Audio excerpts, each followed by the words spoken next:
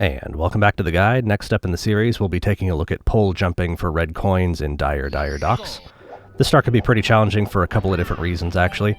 One being that you really need to be patient with it, and, you know, who has time for that nowadays, am I right? And second of all, there's sort of a nuance to this star that is sort of interesting and frustrating, especially if you don't know about it, and I feel like most people don't know about it. And I actually made a mistake about this, or regarding this, related to this, in my board Bowser sub-star. I stated in that video that the submarine disappears, the submarine that's in this next room over here. It disappears after you collect that star, and I was actually mistaken about that. In order to make that star go away, you need to go defeat Bowser in the Fire Sea. And the reason I'm bringing that up now is that if you try to do this star while the submarine is still in this room, the poles will not spawn, and as far as I know, it's impossible to complete this star, unless you want to bust out some crazy glitches, but if you know those, you're probably not watching this video.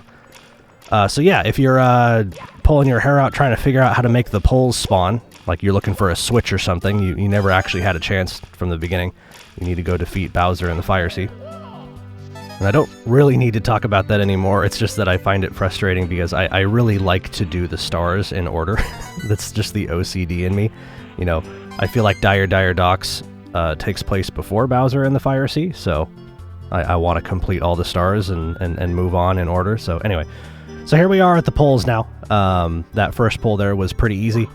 You actually can collect all of the stars, or all of the coins there without even getting off the pole, which is kind of nice, because that's kind of the risky part, right? Whenever you transition either from pole to pole or from pole to the platforms there, that's probably where you're going to fall off, if you're going to fall off at all.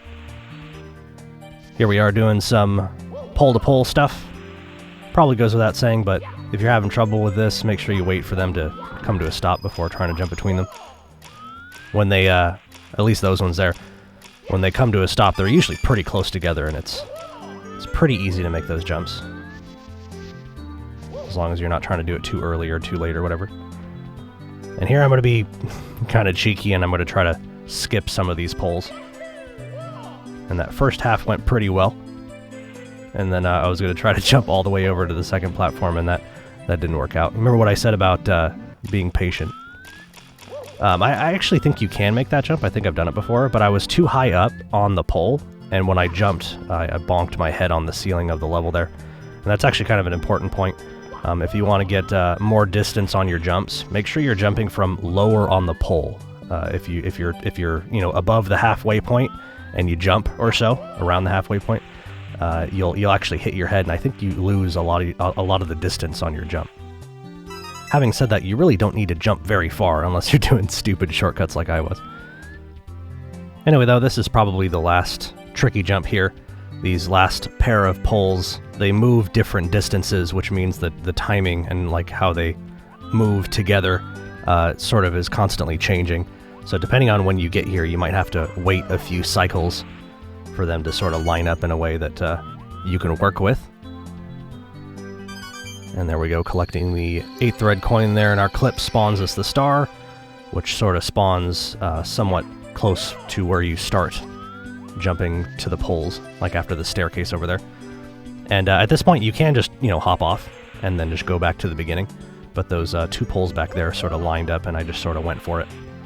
Which is sort of another point that I'd like to make about this star. It's that, if you don't make it, if you don't make a jump, if you screw up somewhere, you're not going to die. You just have to swim back. You have to do that swim of shame and kind of start over again. So try not to stress with this star. It's kind of easy to do so, like with all the waiting and waiting for poles to line up and stuff like that. Thinking about like how long it's going to take to get back to this point. If you fall off, you kind of get the handshakes, so you're starting to sweat a little bit, but it's not like dying, or it's not like falling off is going to kill you and you have to do it all over again. So try to just relax with it. Anyway, though, that's how I collect that star. Thank you for checking out the guide, and I'll see you in the next video.